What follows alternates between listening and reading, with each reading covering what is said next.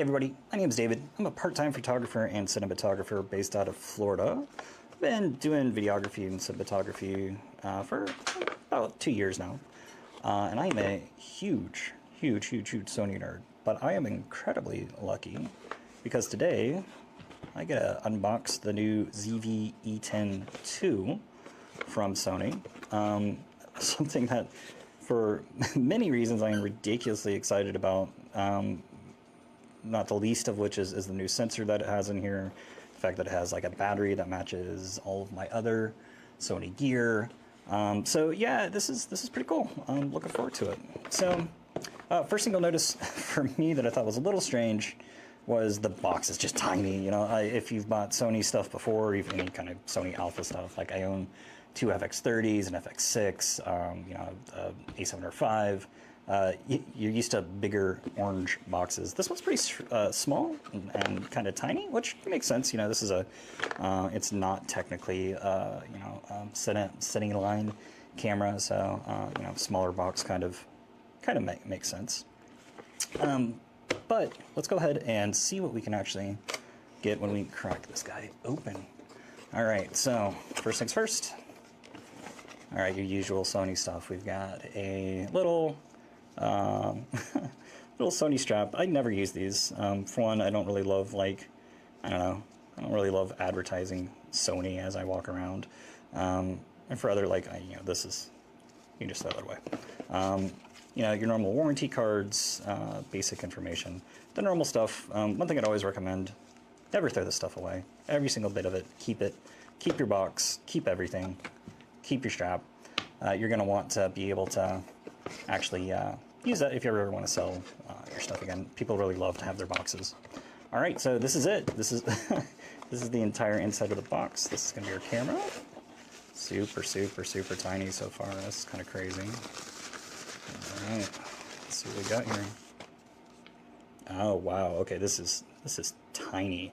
This is kind of crazy how small this is. I never had the first ZVE10, so I really wasn't sure what I was expecting here, but this is pretty cool. This is wildly small.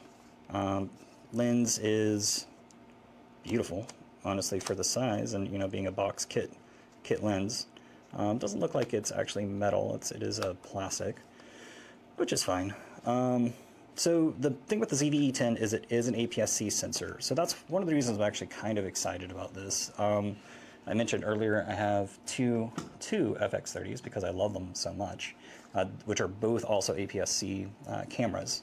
And the cool thing with this particular camera, new to this particular version, is that it uses the exact same sensor that the FX30 does. So like that's insane to think about. FX30, if you don't have one already, obviously much larger in size. This is a, you know, this is a Sigma, your standard 18-50 lens on it, so you know, keep that in mind as well. But just look at the body difference there. That's absolutely crazy. How much smaller this is. But yeah, exact same sensor as the FX30. So obviously, you know, they're gonna have some challenges with, like, you know, your Cineline systems have your cooling built into it. You know, your double card expansion slots. I don't think this one has 2 slots, but we'll find out here in a second. You know, your normal full kit that you have here. So we'll have to see what this actually looks like from a system thing, but that's the other great thing about this too. New to this particular version is that they actually use, and let's just continue opening the box, the exact same batteries that most other Sony system things use. These FZ100s. These, I love these batteries. They're not wildly expensive compared to like other companies' batteries. Looking at you, like they last a great amount of time, and the fact that these are just reusable, I can use them in any of my Sony systems except for, you know, the FX6, is just phenomenal. I absolutely love it. Really gives you the opportunity to have a bunch of backup batteries, which is always nice when you're out and about. Last thing that's in here, let's see what this is. I have no idea what this is. It's a toupee. It's a little toupee. That's cute. So this is, okay, on the little on the photos of this. Yeah, okay, so this goes in your cold shoe. And it just kind of slides in. Let's see, I don't really want that hair tucked under.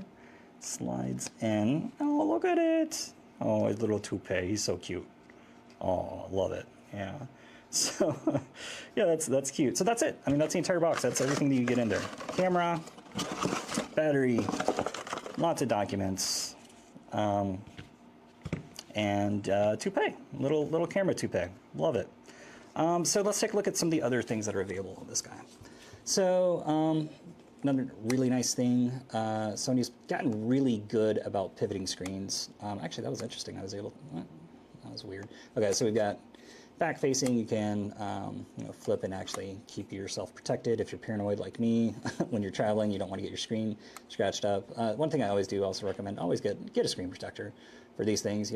Screens are pretty robust nowadays, but they can still get nicks and scratches. And if you're like me, you will only ever see those nicks whenever you're looking at the back of the screen if you don't have a screen protector on it. Battery slot, like I mentioned earlier, we can go ahead and pop in the battery on these.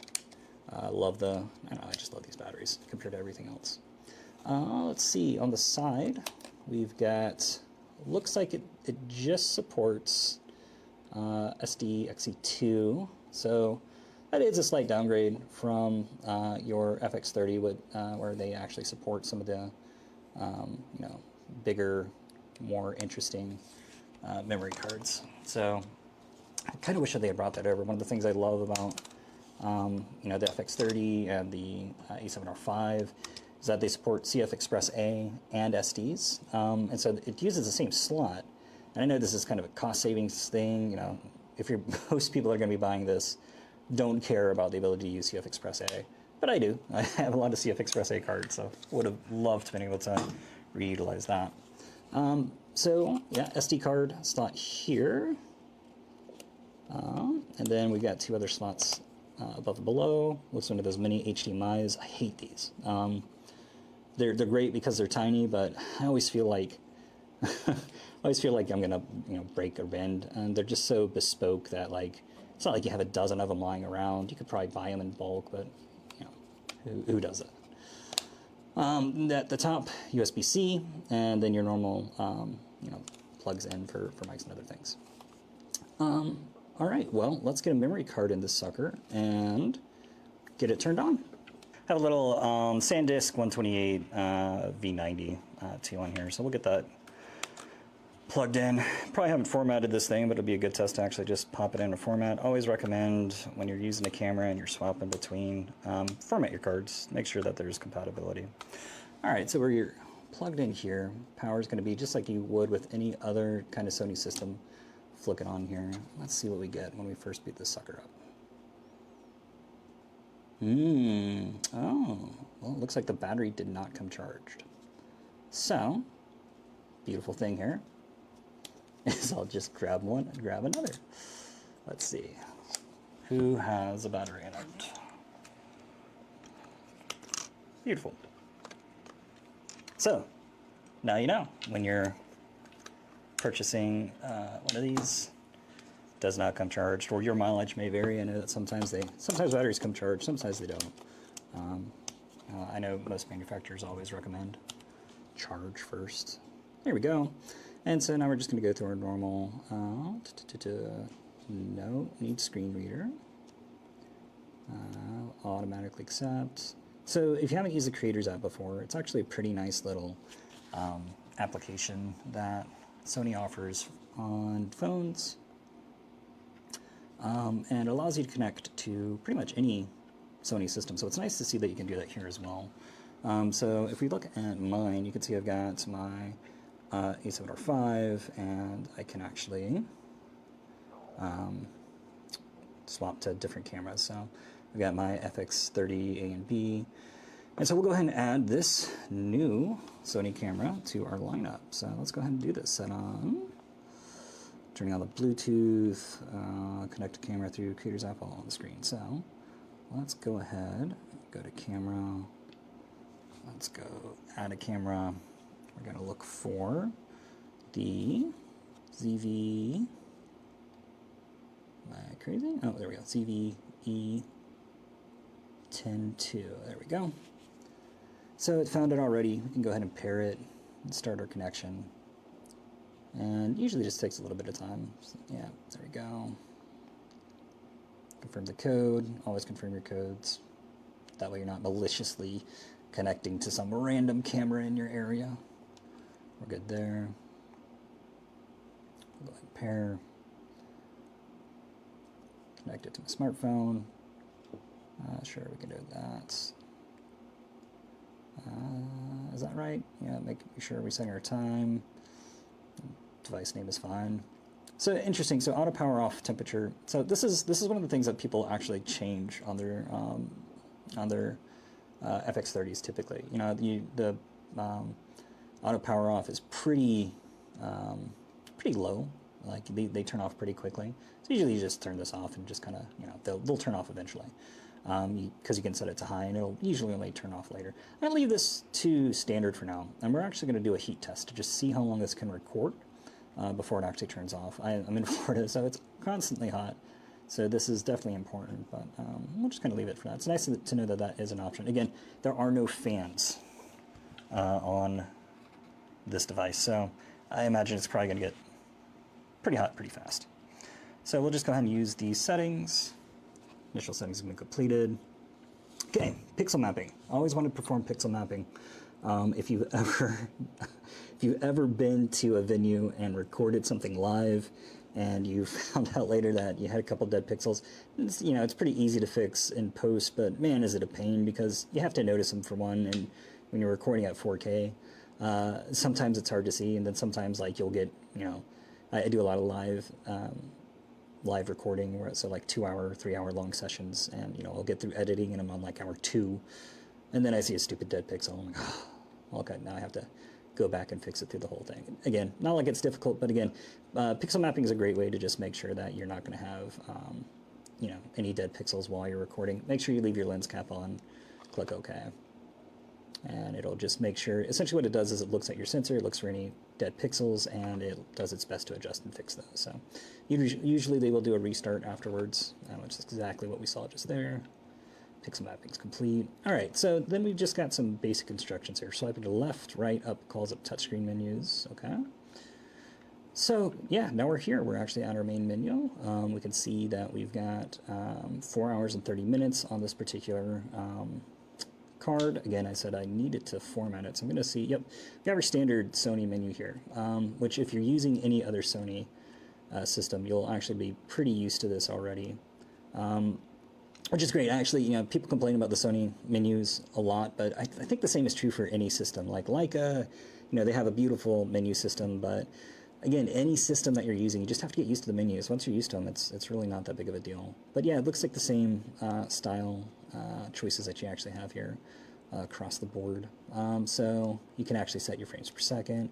So this does support 60 frames per second at 422 10-bit, which is great. I mean, who doesn't love doing 60 frames per second anymore? You want to get your slowdown. You want to, you usually don't actually release at 60. Usually, you'll downframe to 30 and use those extras to actually get some actual slow motion, or you'll get down to 24p. 24p is what you usually do for more cinematic looks. I do a lot of 24p when I'm not doing action or not doing like live sporting events, things along those lines. But yeah, this looks to be the exact same menu that you would be used to if you're using any other Sony system. You can set your customs here. I definitely recommend learning how to do that. It's great to be able to set custom menus. Here you go, my menu settings. So you'll be able to add your items here. So usually I always click file format, add it to that location, and then I'll do my media. I always like having formatting up here as well. So I wonder if Yep. So now I got file format and format here whenever I want it. Cool. So let's go ahead and pop this lens off and see what we get. All right. Yeah. Okay. That's very much already feels like the look and feel of an FX30. Let's go ahead and record this, and we will. Oh, okay. Does it have a macro mode? What? So let's actually see here. How close can we get? Oh my gosh. Okay. Well, I was not expecting this at all. I didn't realize this actually was able to get fairly close up. and actually some pretty good bokeh back there as well. This is a great little lens, and it's so tiny. It's so tiny. It's kind of incredible how small this thing is.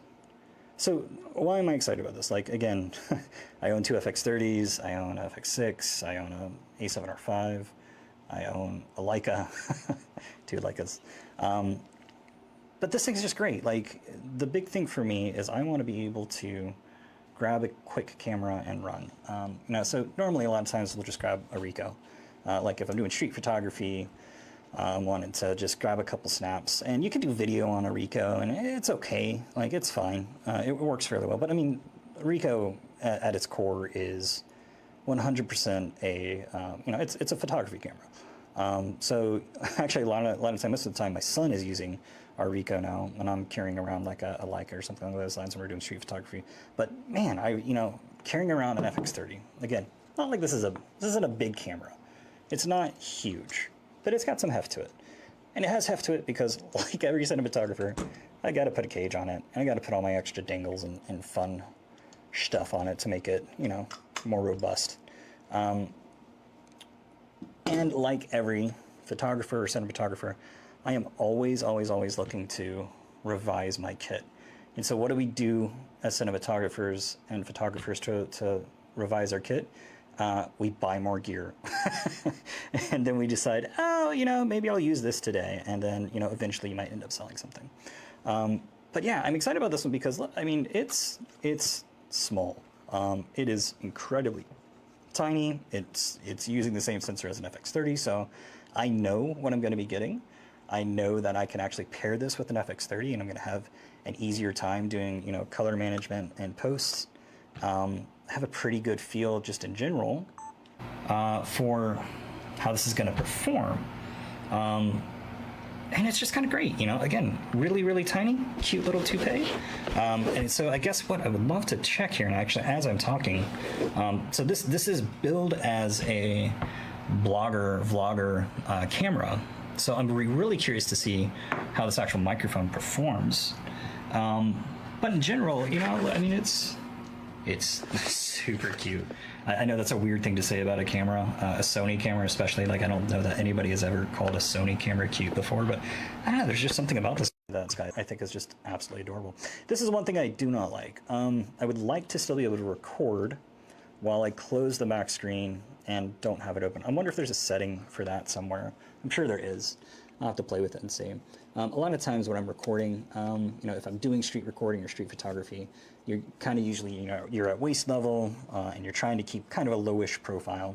And again, just having the screen exposed when it doesn't need to be exposed, when I'm not actively looking at it, it's just one more place to actually cause problems. But again, look, that macro keeps popping up. Look how close I can get to this. This is nuts. This is crazy. Beautiful. Yeah, that is gorgeous. Holy cow. So yeah, this is the ZVE10M2.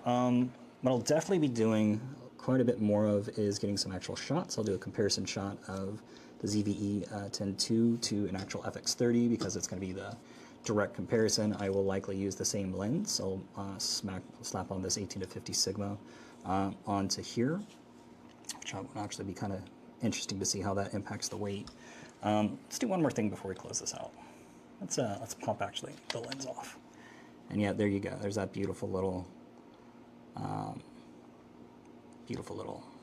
sensor that it's got built into there.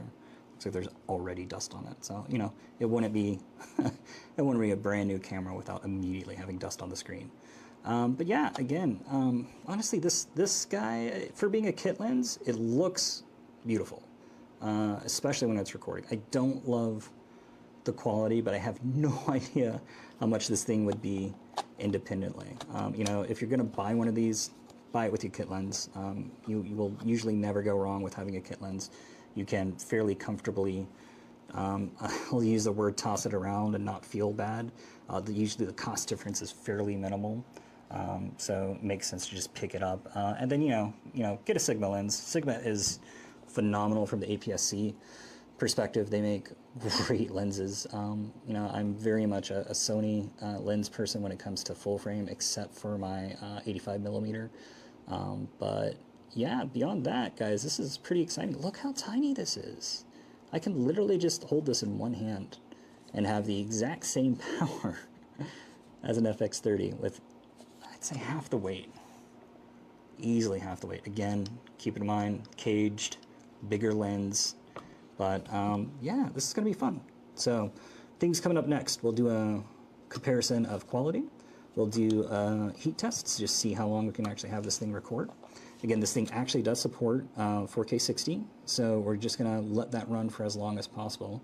I don't think it goes any higher. It is actually a down crop, so I think it's 4K with a cropping from 5K. I'll have to look up the exact numbers there, but yeah, it's pretty wild to see what all they've been able to pack into this. And again, huge bonus that it has the same batteries. Yeah, all right. Cool, thank you, everybody.